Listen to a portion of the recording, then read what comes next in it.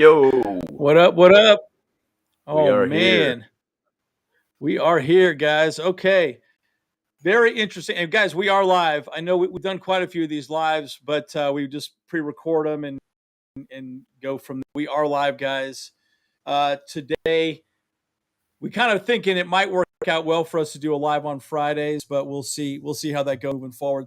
Kind of works out for James and myself just because we work from home, and that's kind of an easy kind of situation for us too, guys. But the talk of the day is what, James?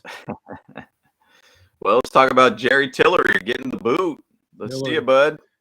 The speed See you, bump is bud. gone. Speed bump is gone, man. It's You kind know, of crazy to think about. Yeah. Go ahead. and it's such an odd situation of timing, more or less, with this cut. Yeah. And having cut at a point where you just had an Johnson go down, best interior defenseman go down, and all of a sudden we get a cut for Jerry Tillery. Now, once again, I think Jerry Tillery is well for us, and we've been pretty critical about him because we keep calling him Speed Bump. He doesn't really do a whole heck Speed bump. for us. But yeah, Speed Bump's out. But now figure out where we're like we're gonna add. Are we gonna add? I mean, where is the choice at this point of to fill that gap for us? So I know Andy's had some ideas on that, and like what might be a guy that could do it. Well, it's interesting. I was looking at some of the Eric Smith mailbags, and they talk a lot about this. And they said, "Hey, look, um, one person that's still out there is Indomitian Sue, right? You could probably scoop up Sue in free agency. Yep. He's available, and then you got our old boy Linville Joseph as well. Yep. So those could be some good options. Yeah, and that's an interesting thing about thinking about bringing back a blast from the past, if you want to say. Yeah. With bringing back Linville Joseph. I mean, he was pretty good with us. I mean, he's a big body guy. Obviously, he's Yep. pretty reliable in a sense for us. But he's been in the system, which helps, and it kind of becomes more of a plug and play situation for us. I mean, that's an idea there. I mean, obviously they brought up Fehoko. We'll see how he goes, and I think he's kind of a fan favorite. We're excited about having him on the field, and I think he should be on the field. Earlier, I saw a stat, or it was actually a poll, of them talking about who should take the position for Austin Johnson, Christian right. Covington or Tillery. Like widely, like something percent vote was basically just for Covington, and so Yep. Covington kind of was the guy that they want, regardless, because I think a lot of people know that Tillery is really not the guy for us anymore, and has not really been the guy for us for a while. So we'll see. Now we got Foe in there, Covington in there. Yep. We'll see who else we kind of add there. I mean, possibly a guy for free agency who, if we could throw somebody in there, it'd be pretty for us. Who knows? Well, you could probably get Linville Joseph pretty cheap right now. Yep. He's just sitting out, right? Mm-hmm. So not a lot's happening there. And, and then Sue get fairly cheap as well, too. But it would be interesting to see how we play that out. So, guys, what are your thoughts on this? Right? I know Aether's in the chat. Hey, Aether. Yeah, man. Like, who do you think we should scoop up? I mean, the other person we are bringing Fehoko up, and I think Fehoko was great. And he's did a really good job last year when he came in. And bottom line, guys, at the end of the day, with the problem with Tillery is he was so bad at run defense. He was okay at pass rushing, but not good. So he was not good. So, guys, who do you think we should go after? I think Sue would be great. I think Linville Joseph would be an easy addition. He already knows us now. I'll have to look up the other guy. And, guys, we are live, so throw your questions out.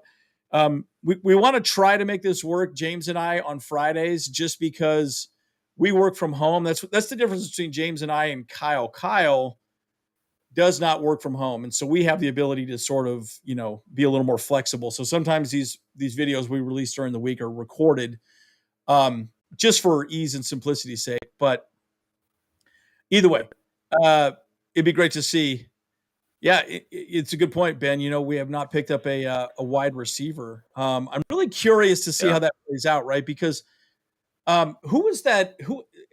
I know you and I talked about this, James, as well too. There was a guy that the Rams released.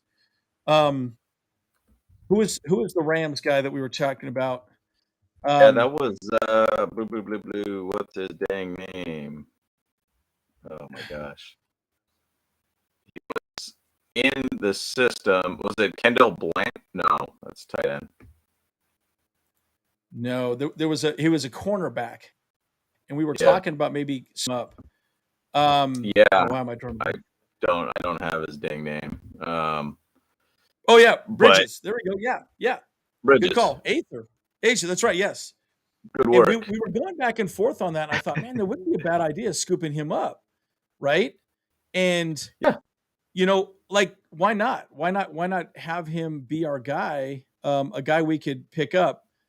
Good call on that, Aether. And it's it's amazing. You guys can connect with you folks. Pick up another defensive line depth, maybe a Sue, bring in Linville Joseph, and try to get a fast wide receiver, as Ben is discussing, is there too, because it would be really nice to get another wide receiver just for depth, guys, right? And there are people out there that we can get for a playoff run. People keep talking about OBJ still, but I don't know, man. I mean, OBJ, poor guy got paid in crypto. Yeah. He got paid in Bitcoin last year. It ain't worth nothing now. Yeah. Well, now he's probably trying to go backwards now and say, "Hey, pay me money now, not in crypto. Pay me that money. Dude. What's going on?" So, pay me that money. Yeah, exactly. No, it's an interesting situation because it does bring up the option of, can we bring in somebody else in another position of need? And so, feel confident about going into the season from this point with basically 5 linemen at this point. I mean, that's based upon our track record. We've been having a lot of issues with injuries. So, you kind of think, I don't know, man, like that would be kind of a tough thing to not think, hey, you want to go after another guy for depth of this defensive line. Now, we do have our other guys too on practice squad, as obviously Fajoko's up and everything too. But then you could also add, what's his name? Man, his name just was the other guy down the defense. Yeah, Gaziano. Yeah, the Italian stallion. The Italian Gelato. Yeah, so I mean, you got him to be able to throw out there too, also. So I don't know. It's kind of a tough thing right now because I'm looking at our depth chart right now. We literally have 2 nose tackles. Christian Covington's slated as the start with big time. Fajoko, and then Sebastian Joseph Day and Otito Abonia. So I don't know, or maybe Joey Bosa is actually going to be coming back. I don't know because there was like that talk that he's back in the Bosa's house. Coming back. So maybe this is a Joey Bosa move. I don't know. That's something I think he wants to go out there and play against his brother, and I think he would be excited to be able to play against the Niners. So maybe that's kind of the thing. Maybe he's back. I don't know. Maybe he's here. Maybe Bosa's back. It's like, baby, come back. Bosa, baby, come back. And guys, we are live. Just so you know, we are live. Live is, guys, we have some apprehensions of going live sometimes because if the internet connection's bad, I know James is looking a little bit pixelated on my end. I might be looking pixelated on your end. So, we're kind of messing around with different formats. So just understand this too, guys. This is our first year of doing this podcast with us. So we're pretty new to this. So we keep thinking like, okay, let's go live at different times or do recorded things. So we're kind of playing with different formats. So we may try to do this every Friday at the same time, just James and I, since we work from home, just so you guys know. Now, this is a good thing to think about. So going back to Bosa, I think Bosa will probably be ready to go at the game we're going to be at, Chargers and the Cardinals. It sounds like he's slated to come back then. At least that's the plan. Could be sooner. Could be the Chiefs potentially. Probably not this. Probably not this week. But guys, let's talk about Tillery. We got more people in here now. And Aether, throw your question out there as well. Go for it. And one thing I will say is this: it is really interesting, the timing. You brought this up a little bit, James. After you lose our number one pass defender or rush defender, Austin Johnson, for the season, we let Tillery go. That's the interesting thing about this whole thing is like horrible timing to let him go. We're talking about depth and we're letting a person go when we just lost somebody. There had to have been some real problem there with him. Yeah. Morale, maybe a bad locker room vibe. I don't know, and the whole injury thing, a back thing, lifting weights, that was just really weird. It happened in the bye. It just feels like we don't have the full story here, guys. So I'm really curious what your guys' thoughts are. What are your thoughts, James, on that?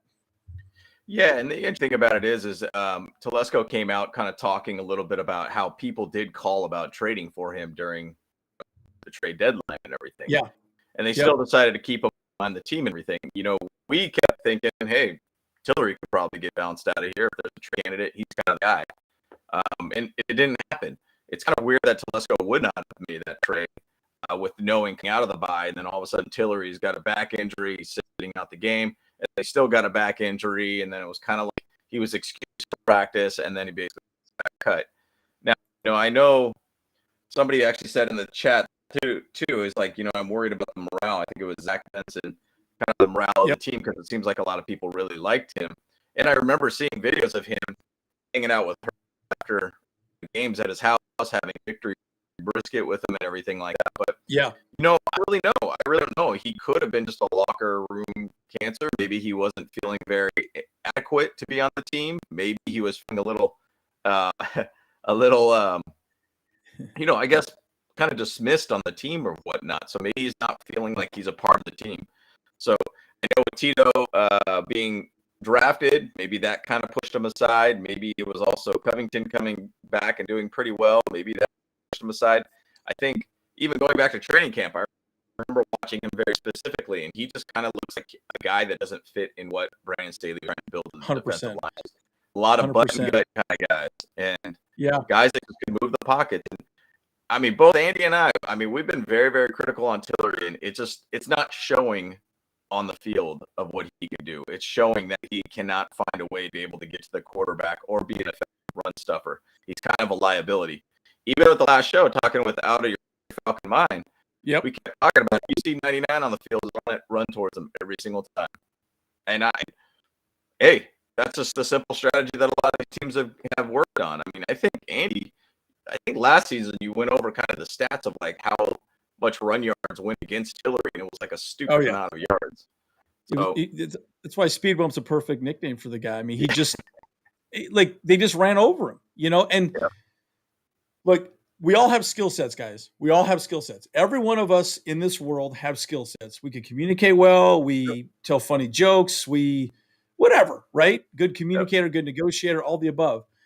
And Tillery just wasn't that guy that could stop the run. He just is not that guy. And so, look, for Brandon Staley and for our purposes, for what we need on a defensive line, he just doesn't fit.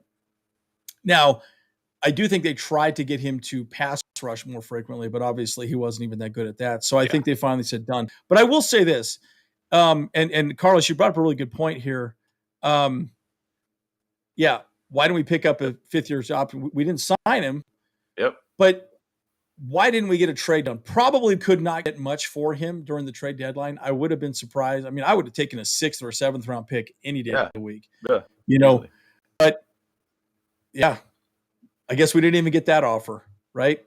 I mean, when you don't generally pick up a guy's contract, 5th year of his contract, it's kind of like the nail in the coffin, in my opinion. That's just kind of one thing that I think that he basically is. He was ready to go anyways. I think he had kind of a confidence issue, in my opinion. I would not be surprised if he goes to Gus Bradley's defense over to the Colts. I just kind of it's just, once again, a system fit guy for Gus Bradley.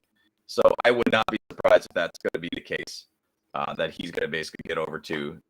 But, the thing is Tom Telesco, all their first-round picks as opportunities you possibly can. And I think you really try to push it as far as possibly can until a point of, hey, man, this guy's becoming a liability for us. So it is what it is. But, I think the thing is, though, Tito good against us week. Tito's killing it, dude. I think he looked really great. Good. He was close to getting sacked there, too. I think, to be honest, I think we got our right guys in here. I think there is a possibility of just kind of bringing up Joe Gaziano as another depth if we're worried about the defensive line. But once again, there could be some sort of move that comes around for a wide receiver. There could be a cornerback.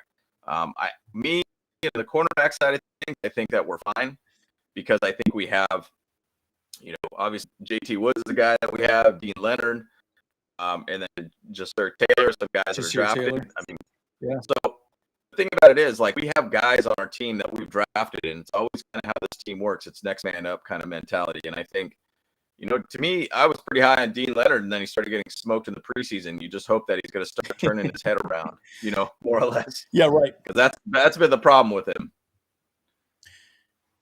Interesting point on Dean Leonard too, and I'll say this, and I want to answer Aether's question. Aether's got a really good question here that we need to address for sure.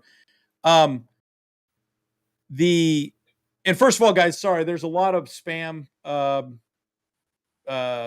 X-rated here, so I'm trying to hide it. I apologize. Just trying to make sure you guys don't see that stuff. Rich, don't click that, buddy. Okay, that's not good. We don't want that stuff in the chat here, buddy. And thanks for the comment. I've seen it in YouTube, but I don't think I see it in Restream here. But yeah, no, it's not on Restream. It's on the YouTube. So I'm just YouTube. Clicking on both sides. So, okay, yeah. And Dean Leonard, honestly, he did all the right things. He was just positioned poorly, right? But again, that's what a rookie. Again, cornerback is very hard to play. Like what Sauce Gardner is doing for the Jets, guys. That's unheard of. That is the hardest position to play on the field, and he's killing it, right? So, anyways, but my point is it's very difficult to play corner in the NFL, especially when it's such a pass-heavy, NFL, right? And everyone wants to see balls thrown down the field. So, yeah. So, I will say this, and Aether, to your question, this is a really good point, and it's funny. We all want blowout games, but you're right. At the end of the day, winning a tough game develops character for your team. And that's what's being developed right now. So you're bringing up an excellent point. I think it does develop a lot of character. It lets everyone know that we're not panicking. I mean, we were down 10 points last week, and we didn't panic at all. Drew Tranquil specifically said, yeah, just go out and execute again. Yep. So that's perfect for us to develop as a team, believe in each other, know that, hey, look, we're down. Doesn't matter. Our defense is going to get a stop. Then our offense is going to score. We don't care. So I think you're right? That develops character, and you need that to really have a playoff push. It was interesting because the new All-In episode just premiered this morning for the Chargers. And I love watching those episodes just to kind of get a little bit of a background on what's going on in games and everything like that. But I think it was Mark Sanchez or either it was Dan, one of those two, and they chatted a lot about the games that we're doing, these grinding games, these gritty type games that we're getting through are the games that help us out later in the season. And it's exactly to the point what Ether was saying. Him and I had kind of some messaging about back and forth about it. And yeah, like if we're a team that's just going to be a gritty, grinding kind of team and we're going to find ways to win, that helps us out this season for December and those January games and into the playoffs. So, we're talking playoffs right now, but we should playoffs yet. Get there, but I'm just saying the games that kind of prepare us to get to that when we're ready to play, when it really matters, what is to grind it out and to be able to win games. So that's absolutely the truth. Absolutely the truth. Yep. No, and that's a really good point, right? Because it's a great example. I mean, look at the Bills last season, right? They kicked ass, then they had that bye, then they were just flat in the playoffs, right? It's better to continue being hot. You want to be hot at the end of the season. People keep talking about, oh, the Eagles are looking amazing. Look, they're amazing right now. What if they get an injury? What if they lose a few players? I mean, they're probably one of the healthiest teams in the NFL right now. We are the unhealthiest team in the NFL, as your video showed. That it's a problem, right? But you know what? We're fighting. We're getting scrappy, and players want to get on the field. I think about Brendan Fajoko specifically. He has sat out this entire season, but he's on the sideline. So now he's going to be playing this week. he's going to rip the head off a quarterback, dude. He's going to freaking take what's his Nuggets head off and just pop it. You know, he's going to make it happen. Dude, you're like, woo! Thing, dude. You know what I'm saying? Haka, dude. The haka. I love it. Whatever it is. I can't do it. I'm not smart. That's not how it sounds. That's not how it sounds. It doesn't sound like that. I don't know, dude. But guys, yes. So we do have 2 primetime games in a row. So the Niners game, Sunday Night Football, and then the Chiefs game, Sunday Night Football. And we will be at the Chiefs game. We'll be at the Chiefs game. Yep. And the Cardinals game after that. Back-to-back weeks. Let's go, boys. We're traveling with the team. That's right. We're traveling. Yeah, and then we're going to be at the Cardinals game as well too. So so that'll be a lot of fun. So if you guys are there, you hit us up. You know, it would definitely be great to have you guys there for sure. And again, we're going to be live until the top of the hour here. So throw your questions out. Upcoming game, all the above. We are going to be live until the top of the hour. I'm going to go see Wakanda Forever. You know, very exciting. This is how slow my day is today, James. I'm midday. I'm going to go see a movie. Podcast, go see a movie. Wow. All right. I got a tough life right now, boys. That's the beautiful thing of a nice flexible job. I mean, it's Veterans Day, so not many people are looking at their companies too because they got the day off a lot of times. So it is what it is, man. It is what it is. It is. Yeah. So okay. So let's see. So we got any questions or thoughts? Okay. I would like to know. Okay, here we go. What? Actually, this is a really good question for Rich. You know, here with Tillery specifically, and I know we've talked about him quite a bit. The problem is he doesn't really fit as a defensive lineman, but they've tried to convert him to like an edge rusher at times too, or more of a pass rushing type specialist, and he really wasn't good at that, right? So, man, I don't know. I would say, if anything, I would say like a typical 4-3 or a 4-2 type front would make some sense. But dude, he just is such. The problem is he's in the middle, right? He's not really an edge rusher. He's not really a defensive lineman. We're trying to get him to pick one or the other, but he just doesn't fit either one well. So I don't know. I mean, I just don't know. He's a tough one. It's a tough one, but it's a very natural move if he goes to the Colts, just because he's under Gus Bradley, basically.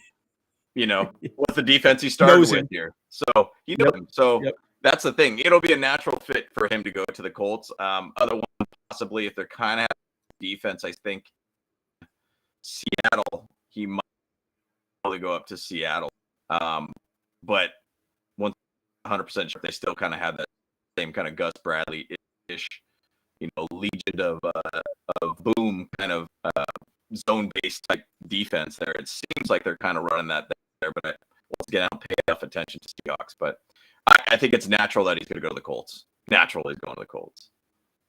Yeah, he probably will. He'll get picked up pretty cheap. It's one of those situations. I mean, he'll definitely. I don't know. I just get really frustrated with him. I mean, there were so many games, James. You and I were on the fatting, watching the game. They just ran over him all the time, and he just kept getting moved out of the way. And I'm like, dude, would you stand your ground a little bit, dude? Like, it was so frustrating seeing how bad it was. So, all right. So I know Rich A's got a question here. Check out his podcast as well. So, their podcast is amazing. So, put a little plug at the bottom there, Rich, on your podcast for sure. We want to make sure everyone knows where it's at. Maybe put a link in. He does talk about the AFC West, and talks a lot about our opponents in the AFC West. Good stuff. Okay. The 49ers have 2 offensive Swiss Army knives. How does your defense manage Samuel and MC? Look, Deebo Samuel, I don't know, man. Deebo Samuel's tough, dude. I know. He's one of my favorites. He's one of my receivers in the league. He's a stud. But, he runs out of the backfield. He kind of does everything, man. And I look at the Falcons game as a precursor to this game, right? I really felt like, because they run first, the Niners run first. they're not putting into Jimmy G's hand a whole lot, but we got to stop the run. And guys, up to this point, that they could just keep pounding and they'll get that explosion. We've got to be more sound on the run. And that's, again, kind of going back to Tillery, I still part of the reason why he's not there. He was bad, but secondarily, he didn't help in the pass game or anything like that. So again, stop the run first. I would say stack the box no matter what. And then, really just continue to make sure that we're, being gap sound. Everyone talks about that gap sound defense, but that's a little difficult to do when you're going up against a team with like the Niners. So Tranquil's got to have a big game. Derwin James got to have a big game. I mean, Skittles. Every time I see his name, I always want to eat Skittles. It's terrible. Isn't that weird? I just always think Skittles. Skittles. That's the name of it? That's the name? Kittle. Really? Kittle. Oh, wow. Oh, Kittle. No, Kittle. Yeah. Kittle. Yeah. I always think about Skittles whenever I hear his name. So anyways, yeah. And McCaffrey is something else, man. I mean, see, and this is why I think Fehoko, Covington, those guys are run stoppers. At least they're better than Tillery for sure. Maybe part of this conversation was like, dude, do we even want him out there? The answer is no. Yeah. Well, then we don't need you anymore. And that's maybe that conversation happened during the bye. And I want to play more. I want to stop the run. And maybe he had an argument in the back office. Who knows, right? I mean, there's a lot of things that could happen. So, stopping the run. We got to stop that run. 100%. Well, the thing I'm looking at this game, I feel like it's very, very similar in the same sense of that Falcons game. I know we didn't really kind of necessarily go into this being like, hey, let's talk about the game this weekend, because I know we're supposed to be having a guest tomorrow, I believe, to be able to do this. But the thing about it is with Debo and MC, both of them are killer against the run. Debo's my favorite receiver with the ball on his hand. Yards after catch, he's phenomenal. He's one amazing. of the best in the league. Yeah. And with MC, he statistically is very similar to Eckler. So it's not like we haven't seen this guy before. We kind of understand 100% plays because he's very good with the ball, and he's good with running the ball. He's definitely a better rusher than Eckler, in my opinion. But the thing is, though, we just got to find a way, my opinion, just like what we did with the Falcons, we got to find a way to be able to hold off Jimmy G from having like a good passing game. We could give up on one side, but we have to find a way to be able to, hold off that passing game as much as we can. So I know they got Brandon Ayuk over there too, who's been killing it since Debo's been gone. He's a speedy kind of guy, good route runner and everything too. So it's going to be an interesting one. Kittle is going to be the guy that Derwin's going to cover. He might flex back and forth because Kittle really hasn't had that strong of a season this year. So we'll see how it kind of pans out. This is an interesting game, and I kind of think it would be interesting to be able to see this one grind out, being kind of a lower scoring game. I know Steve's over here saying 9-31 Chargers 7. Totally possible. We give up a lot of freaking points. And my thoughts is that I think this could be a little bit lower scoring game, like 21-20-ish, 24-20, could be something like that. But we'll see. We'll see how it pans out. When you're talking about McCaffrey, you said something about his ball. I thought you said his balls. He's really good with his balls. I was like, wow, his balls. Very cool, dude. Yeah. His balls. Don't know anything about that, guys. Don't know anything. This is a family show, James. It's a family show. And I love, what wasn't one of the other podcasts they kept talking about the a-hole? They kept block the a-hole. Yeah, no, go hit the a-hole. Hit the a-hole. A-hole. Yeah. Christian McCaffrey's gonna hit the a-hole with his balls. Hilarious. Yeah, I don't know why I thought that was pretty funny. That's just growing. That is growing. Jeez, it is evolving. No, but you're right. We've got to stop the run for sure. So, and this is a really good point too. I really like what. Herbert looks healthy now. Chargers. Yeah. The interesting thing about Herbert. I was thinking about this the other day randomly. We still don't even know if he got like an injection for his rib injuries, right? Like Tyrod Taylor did. Remember when they asked him specifically, hey, did you get the injection? He said, I'd rather not say. Yeah. So I'm thinking he probably didn't. And he just played through pain. But that's a really interesting conversation that we never really got any answers to, right? Yeah. But he did talk a lot about, how he's getting better. I think the bye week definitely helped him out. The one thing I will say about Herbert, though, he does need to start doing some RPO runs, a little bit more running to the side so he can, start having the defense respect the fact that he could actually tuck the ball and run if we do RPO formations. So Yep. that's one thing I want to start seeing him do a little bit more. But again, Yeah. oh man, there's so many jokes here, man. Yeah. Christian Tiller being the But I did watch a video on the Falcons game, just kind of some highlights of Herbert like throws. And we'll go back to that last throw that he got after the fumbled recovery ball to be able to get the ball back, be able to throw the ball back into a field goal position for us. That was a very Herbert-esque staple 100%. throw right then and there. Yep. And he had a couple of those in the game. I mean, he looked like he could move a little bit more. I think he was even a lot more mobile than he's been in the past couple games. And so that's a thing. I think if you're going to say what's the X factor of this game is going to be Justin Herbert. He's going to have to be the guy to put this team on his back and make it happen for him against the Niners this weekend. So Herbert is a scary Herbert in my opinion. So I would love to be able to do that. Yeah, I think we're going to see classic primetime Herbert. Let's go, Zach. I cannot wait. He was saying 490 yards against one defense in the league. Let's do it. Let's do it. You see, and I'll say this, though, about the Niners. The Niners have been kind of that floundering team throughout all this year, too. Yeah. It's not like they've been, killing a lot of good teams, by the way. I think some people are kind of really, really caught up in this. Oh, they have Christian McCaffrey. Oh, Deebo Samuel's back. And then I know they're getting healthier on the defense. And I understand all these little things. I get it. But there is a lot of floundering that has been happening with this team. I mean, they're only 5-5, guys. So,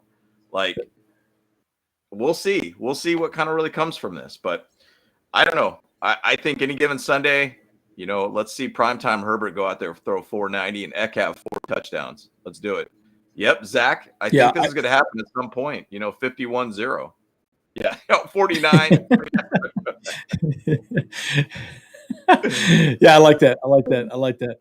No, yeah, and the one thing I will say too is this, guys, right? And I want to go back to something Aether said, and let's talk a little bit about coaching for a second, because that's really what this podcast was about. And by the way, full disclosure, I did an entire video going over everything Brandon Staley said after the Falcons game, kind of recapping where we're sitting from a coaching perspective.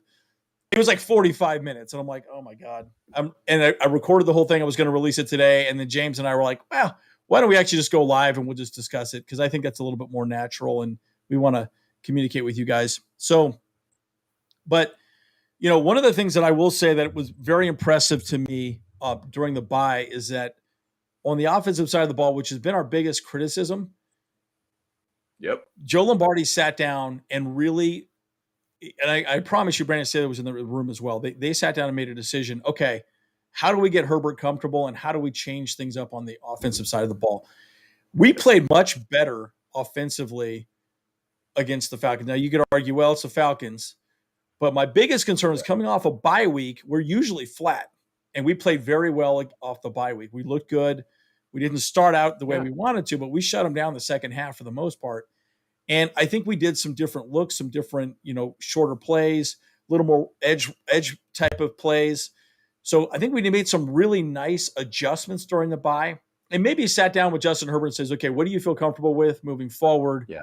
And how do you want to improve the offense together, right? And I think that really made a big difference. So I don't know. What are your thoughts on that, James, as well? And guys, throw your questions in the chat for sure. We're here for another 25 minutes. So throw some questions out. Yeah, and Steve basically made a comment. He says Herbert isn't back to 100% because he's throwing his a little bit sidearm throws, which I started at a lot in the Falcons. It was kind of through our chat thread, just texting each other through the game. I noticed the same thing too. And to be honest, hey man, I know he's not 100% because this injury is going to take 6 months plus for him to be able to be fully healthy from it anyways. 100%. But he's still out there making it happen, right? And just to what Andy said is like Lombardi and Staley probably just sat down and said, hey, what can we do to shift to be able to make this offense work for your injury and make it work for you to be an effective quarterback? And maybe that's what the thing was, is that the sidearm throw was kind of the thing that helped out, because maybe it's not pulling that rib specifically and it's allowing him to be able to make those throws. And so I think it's great. And I love to be able to see that. I mean, my video that I did earlier is that, hey, we're 5-3, 4-1 in the last 5. Like, I'll take that all day. And to be honest, with us being the most injured team in the league, it's coaching at this point, guys. Like, I think we need to stop like jumping all over them a little bit. And I know it's hard after losses like that Seattle game, and we definitely were riding that ship pretty hard because we were pretty emotionally about what happened us before the bye and getting obliterated by the Seahawks. But guess what they did? They rebounded. They found a way to be able to make this happen again, and they found a way to be able to get Herbert a little bit more Herbert-esque coming out of the bye. So, hey, that was all coaching, and once again, those sidearm throws are based upon coaching decisions too. What works for Herbert, and they shifted and made it work. Joshua Palmer, and I'll say this: coaching is one thing, and giving advice is another. And one thing that Joshua Palmer did, and after the game, he said, "Hey, Keenan, remember what you told me on Friday? Yeah, I did that kind of thing." And there's having these veteran guys in the locker room to give the young guys some sort of point. Maybe he told them specifics to be able to look at plays, how to run routes, whatever it might be. When you got guys out there that, about a player, what if we didn't have Keenan Allen to be able to tell Josh Palmer to be able to do this and that? Maybe that was the to that game. And really, I love seeing that. Joshua Palmer for us last year was very, very good in the second half of the season. For some reason or another, he really lit it up for us in the second half. And so it was really good to be able to see that. But those veteran guys are critical for us. Experience is huge for us. And I think with Lombardi, he's been around the league for a while. I mean, Brandon Staley is an extremely talented guy and very knowledgeable guy.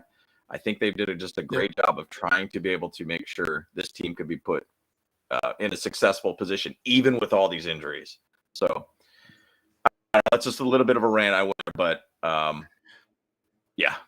that's where I'm at. But and the argument is also that there's a lot of coaches on the team that are coaching their positions. One of the things I did bring up in my rant 50-minute recording that I was going to release today was that, it's like 50 minutes. Holy smokes. What am I doing here? Long story short, guys, right? The thing that I love about Brandon Staley is he's a good leader, right? Yep. I think as a head coach, that's all you really have to be. And he is. But again, there was criticisms around Lombardi with his play calling. The one other thing I would like to see Ronaldo Hill do the defensive play calling a little more. Yep. Because then Brandon Staley could focus on just helping the offensive play calls and the defensive play calls at the same time, right? So then in 4th and short or 4th and whatever, we can start saying, okay, all right, well, let's run this play. Let's run that play. Yeah. Or let's run, this play and tell Ronaldo, hey, look, they're stacking the box and they're getting a lot of runs. Let's stack the box a little more. Let's do this blitz. Let's do whatever, and be more of a team manager. Because I do think it's a little bit of a I've never been a big fan of the head coach calling plays on one side of the ball. I've never been a big fan of that. I like that person being there, having his feedback for everybody else. So that's just my take on it. But, you never know. And that's a big part of it. I mean, I think it's interesting. This is an interesting point with Steve Doyle here, right? Look, the thing is, we're winning even without those guys on the field. I think that's a big conversation point, right? Yeah. And to your point, James, I know we've given a lot of crap to our coaching, right? Mostly Lombardi from me. But, dude, we're still looking pretty damn good. And, it was a huge blow to lose someone like J.C. Jackson, but let's just be honest. He wasn't even on the field all season anyways, for the most part. Yeah. He wasn't even – what, he only have 20, 30 snaps, something like that total? I mean, he was done. So, it's one of those situations where you have to ask yourself this question, right? This is where coaching matters. And right now, at least our team to this last week showed up, and we looked really good at coaching. So, I'm a big fan of this. Yep. Yeah. And I mean, it's good to be able to hear Bosa in the house today with the Chargers that at least came back this week. Sounds like he's going to try to get things going here. We're expecting him to be back on the Thanksgiving weekend game against the Cardinals. That's where my thoughts is. I think even by that time, we potentially could have Williams back. I don't think we're going to see Allen back this week. So, No. It's about being healthy at the right time of the season. Exactly. So, yep. The late November, December type games, those are the games that tell you if you're going to go into the playoffs or not. So, I think that's very, very big for us. So, we'll see. You know what's crazy JC about Jackson, this, man? Yeah, J.C. Jackson who's was J.C. kind Jackson, of a liability, right? Yep. to be honest. So we'll see. So interesting, Richie. You're talking about depth. James and I were talking about this before we got on the call as well, too. We were talking quite a bit how we have Dean Leonard and Jasir Taylor, both cornerbacks and safeties that haven't played this season, but they've made special teams plays, right? JT Woods is another good one. He's come out for mostly dime packages, right? But they haven't played much this season. Yeah. So the guys that are there really, and I think about our draft this year specifically, man, Jamari got put in because of an injury, right? And he's done great. I mean, I am beyond elated that he's our guy. Think about that. We're going to move him to the right side. And by the way, Rashawn Slater may come back sometime this season too. There is a chance he could come back, maybe after the Cardinals game. There is a chance. Maybe a little later than that, actually. I've been hearing different. It's probably going to be more December-ish, probably. You think so? December? Okay. Yeah. So, but my point is this whole draft was really all about building depth. And it's one of the things that I have really also appreciated about our coaching staff, specifically with Brandon Staley, is that you can tell that, we've kept out our Spiller because he's done nothing on special teams. So he hasn't earned a spot to play as a starter. And I think that adds value. It makes him want it more. And I do like the fact that they're also doing this with Nas and Alohi in our safety positions. They're having them fight out. And so in practice, they're actually still working to get a job. So, I'm a big believer that I think the coaching staff is doing things the right way. And I think they're getting the right type of locker room culture that's going to give us the ability to move forward. So I'm excited. Yep. I get it, man. I get it. We'll see. We'll see how it pans out. Ben Grimm kind of put out a question there that I thought was kind of interesting. It says, who is the most underrated player of the year so far? And then he said Johnson, speaking of Austin Johnson. And, Austin Johnson was a stud for us, man. And he was doing really, really well for us all around. I think, to be honest, if I'm going to say an underrated player of the year so far, I would probably say Drew Tranquil. Like, he's been crazy good. Yep. He has been just lights out for whatever reason. He has done really well. And so I think that he's been really aggressive this year, and he's done a great job of getting timely sacks for us too. Yep. He's kind of the guy that really ended up kind of getting the late sack in, I think, the fourth quarter to be able to really give us that momentum going into the second quarter against the Falcons last week. So Tranquil has been an absolute monster. Yep. Francisco's got the same thing with me, man. He's been a monster for us. Yeah. And again, we're all kind of waiting for the K9 to show up, right? He's got pretty low PFF ratings, and you just got to wonder, what is Drew doing differently than K9? And, and obviously they have different roles, right? But K9, he just because you're big doesn't mean you're good, right? Look at Tillery, right? And, K9, boy, when he takes his shirt off, you're like, holy smokes, this guy's freaking stacked, He should be pretty amazing out there. But I think a big part of this game specifically is ultimately the fact that you got to know how to be in the right position at the right time, right? And I think that's where Tranquil's very good. He puts his body where it needs to be and makes the play, at the point of the attack. So he does a much better job than that for sure. So, yeah. And by the way, this is interesting. Yeah, we may see Jason Verrett out there as well too. No, he's toast. He's out his Oh, Achilles. He's done. oh, I Yep. thought they were talking about. Did that just happen Nope. recently? Yep. Yesterday, he blew out his Oh, Achilles. It's the second time he's blown out his Achilles in his career. This is probably the nail for him, in my opinion. 'Cause that dude, wow. I go back to when we drafted him in the time in the Raiders game where he clinched that game with a interception, just like a Damn. awesome interception.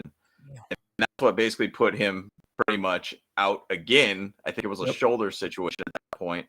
I mean, it has been on the IR season-ending type situation.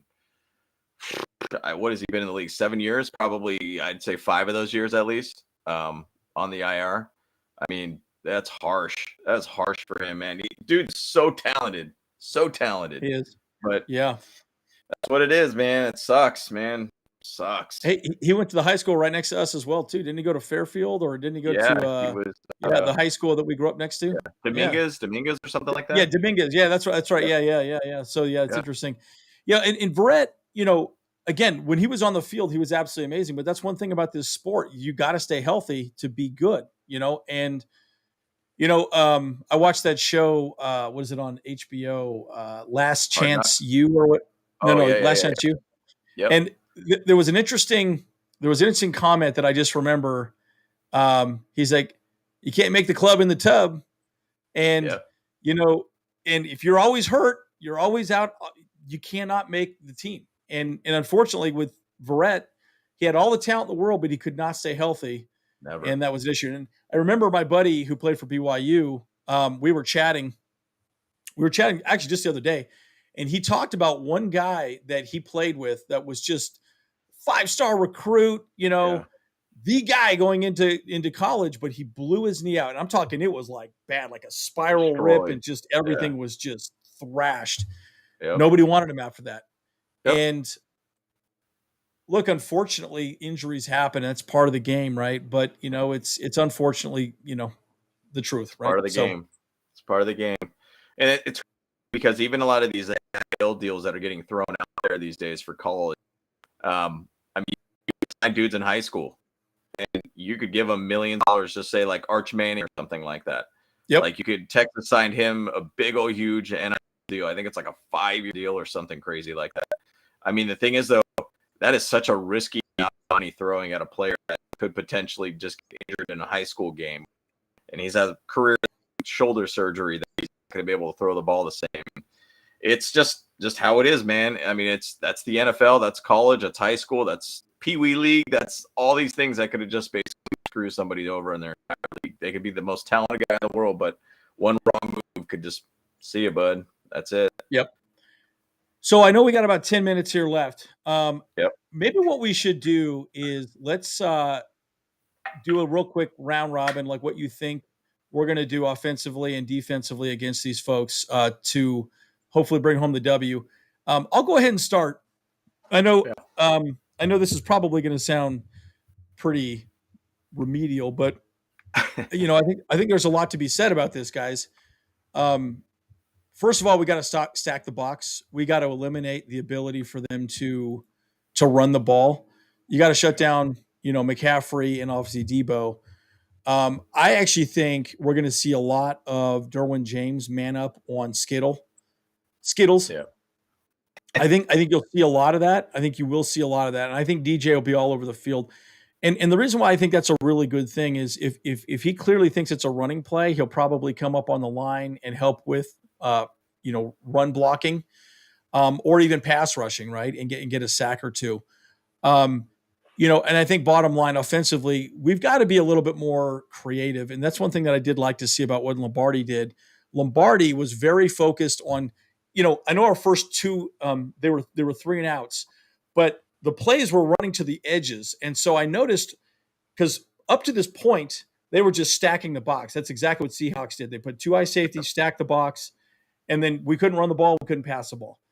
Yeah. So what I think will start happening more this game, I think with the defense, because they'll probably blitz us quite a bit. I think we'll see more screens, we'll see more edge plays, and we'll see a lot more motion offensively. But again, I think we're not going to be creative to score points against the Mhm. Niners, especially with the amount of injuries we have on the offensive side of the ball. So that's kind of my point, right? Again, stop the run is 90% of what we got to do, but we got to be creative on offense to win this game, right? So, and we need a big game for Herbert. So, anyways, what's your thoughts on that? Defense needs to be the difference maker to this game, Yep. and they have to step up in this game. And I'm going to say that in so many different ways, because just like what we did with the Falcons, we found ways to get turnovers, and we had a ghost that helped us out getting a fumble back to be able to help us win the game. And so, there is, to me, it's all about finding a way for this defense to create pressure, create turnovers, just like with Mac, what he did. Hey, the guy was trying to still make some football moves, and what did he do? He just ripped the ball out of Drake London's hands and ran off with it. Like, we need to find ways to do stuff like that. We need to get after Jimmy G, kind of rattle him as much as you can. Once again, you got to talk back in the box, making sure we have, Christian McCaffrey situated. The thing is, our issue has been defending the edge, or basically an edge defender on our defense. We're really not doing very well of protecting the edges at all. No. And we're getting destroyed on that. And a lot of that K9 has kind of not been doing very well about shedding blocks, or just not taking a block and just being a more free runner than anything. So to me, that really needs to happen, in my opinion. The defense is the difference maker to this game. Our offense, I think, will do fine for us. Austin Eckler is going to play his game, and the Niners are going to really pick on Austin Eckler. But it's really going to be, in my opinion, if we could find a way for offensively, Herbert be able to get those guys open, to be able to get those third downs, those spot kind of throws, to be able to keep drives going. And I think Palmer will be fine for us. I think that DeAndre Carter's actually done pretty well for us, and Band was kind of making us in the times. But to me, it's all defense in this point. Like, it's all defense of trying to be able to hold them down, because they have a good defense. We don't have the greatest of defense, but we can be giving a little bit on one side of the ball, like what we did with the Falcons game. We give a lot of yards on the ground, but we give them a lot of yards through the air. We need to find a way to be able to kind of just give them on one side. If we could hold the run game and then give them a little bit on pass, I think we could be fine. We can't just give them both sides of the ball. We can't allow Garoppolo to have 275. We can't allow basically them to run 200 yards on us. That's just a recipe for disaster, in my opinion. So we have to hold them on one side of the of their offense with our defense. We need to be attacking. We need to be able to hold the edge. All of that. A little bit of a long-winded response, but that's where I'm at with this game. Yeah, and it'll be interesting. We're gonna have to play sound. We're gonna have to play sound defense too, right? And one of the things about Brandon Staley's defense, and again, as I did mention, this video that I did was ridiculously long. One of the things Austin Eckler talked about was how Brandon Staley's defense. Part of the reason why it was so long is I was talking a lot about Brandon Staley's defense and how specifically it's changed the game. Because now we're running a lot more 5-man front. So we're going 5-on-5. So it's just a man. You're just putting a man on a man. You got your 5 offensive linemen, your 5 defensive linemen, and that's it. And then the rest are just man coverage, and you're just pressuring down, and eliminating the deep pass. But, with this game specifically, you'll probably have to stack the box. Typical NFL defenses, they go +1, or they do a 6-man front. So you're a +1 on the line to stop the run. And, we'll probably have to do that a little more this game to beat these guys. And that's not what we do well, right? Because if Garoppolo throws the ball, we know he's we can get some picks, right? Some turnovers. That's what we really want to see. So it'll be interesting to see what type of gameplay we get. If we get Fehoko out there, oh my God. I mean, again, making them throw, Zach, right? You got to stop the run first to make them throw, or get a lead to make them throw, right? Make them have to start beating you that way. And, I know, specifically with the Falcons, right? The Falcons, they're not a team that comes back, right? No. They need to play with a lead and manage the game. The Niners are very much the same way, right? What worries me is if we give them 10 points like we gave to the Falcons, we're going to have a really hard time winning, right? Because that's exactly what that team wants, is then they could shorten the game. They could run the ball, keep getting first downs, just keep chewing clock. and then keep Herbert off the field, it's going to be tough. So, again, we'll go more into this as well. So we are having a special guest. We're going to talk more about that. But I will say this. We do need to get out of the gate stronger. We have been horrible in first quarter. I don't know what it is. Man, it's so frustrating because I see I'm like, how the hell is this even possible? But it is. So I don't know. I just really think we've got to get out the gate stronger. Yep. And I think it comes down to game plan. The big thing. Yep. I would love to see some more man coverage, but that's not really what we do a whole lot of, especially with this defense. But we'll see. We'll see. I'm very curious to see how we come out against these guys. Yeah, and it's interesting because I was watching kind of a breakdown of the Falcons game. This is the first time I've seen a lot more four-man. It's actually their 6-2 defense, basically kind of having, four linemen with basically two outside linebackers or edge rushers or defensive ends involved in this. So they kind of seemed like they attacked a lot more on the line, or at least they had a couple times they did that against the Falcons because knowing that they're very much a run-first type team. So they kind of played that a little bit too. So I will be, and I'll keep an eye on that Niner game because it definitely makes kind of have that same defensive front with four defensive linemen with two defensive ends on the end, kind of swooping in for pass rush situation. So I'm interested to see that. Now, interesting point about this game is that the Niners are -3 in turnovers to where we're +2 in turnovers. So +2. There is that gap there. And I know a lot of people in the chat were chatting a lot about, hey, like we need to get Jimmy G to throw the ball. Yeah, if we could find one side of their offense and Jimmy G could potentially be that guy where he can make a lot more mistakes. So I mean, maybe I'm a guy that's looking outside in on the Niners, but Jimmy G has gotten these guys to Super Bowls. And so he is kind of a good game manager. He does get things rolling. I just think that Jimmy G is not much as a threat as in comparison to a Justin Herbert, in my opinion. So he's totally different quarterback. Totally different quarterback. For sure. So yeah, he's more of a game manager for sure. Yeah, 100%. So, and in our defensive wise, people are chatting about, hey, how are we going to defend? How are we going to defend? Kittle. How are we going to do that? Because James will probably be on Kittle. I think he'll be kind of interchangeable by players. I wouldn't be surprised if he ends up being Debo, just because a little bit more speed aspect from him. Bryce Callahan's out there. We got Mike Davis, who played really well last game for us. He played great. And then Asante.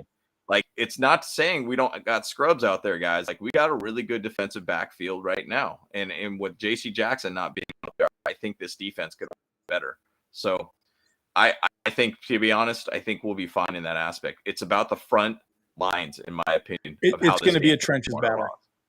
Trench battle. You're right. All trench battle from this game. It's going to be a trench battle. It will be rough, right? So, and guys, we're going to talk more about this. I know, put your comments down below. Do you like us going live, or would you rather do us recorded content? Because we can kind of, it depends. I will say this. If we could go live, we will go live, right? I would rather go live. I think it's more fun, but I always get nervous about the internet not working and whatever else. But, sometimes recorded is our only option. So I love live just because I get to interact with you guys. And I love seeing all you guys' comments. Oh, thanks.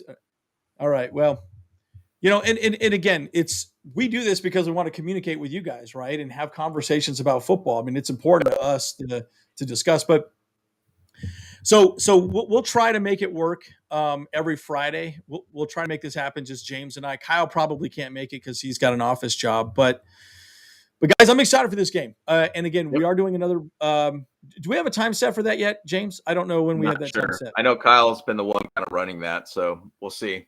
I hope it's going to be kind of more in the early midday tomorrow. Okay. So that's my hopes. Or end up being a Saturday night situation. I don't know if I will be able to be there for a Saturday night, but I feel like that's a weird time to be able to do a live, in my opinion. But, sure. Okay. But we'll see. We'll just keep an eye out for it, guys. We're gonna post up a thumbnail soon. Yeah, guys, and look, at the end of the day, this is going to be a great game. So we got more content coming. Again, we're going to do a pregame, and then we're going to do a postgame, and we'll go from there. But, guys, it's always a pleasure being out here chatting with you folks. I mean, I love it. You guys are smart, man. I love it. I love throwing these ideas off you. I know the Bolt Bros, we talk about it all the time. I mean, literally, guys, we're not joking that we talk about it all the time. That's all we talk about is football. Yeah. So we just thought, hey, let's put a YouTube channel together and see if people want to talk to us. So thanks for engaging, and like and share. Like our videos. The more people see it, like and see your likes, the more people can see the algorithm, and we get a little more love on YouTube, right? So it's always a good thing. That's right. That's right. But we appreciate it, guys, for sure. Absolutely. And as always, bolt up. We'll see you guys in the next one. See you guys. Peace.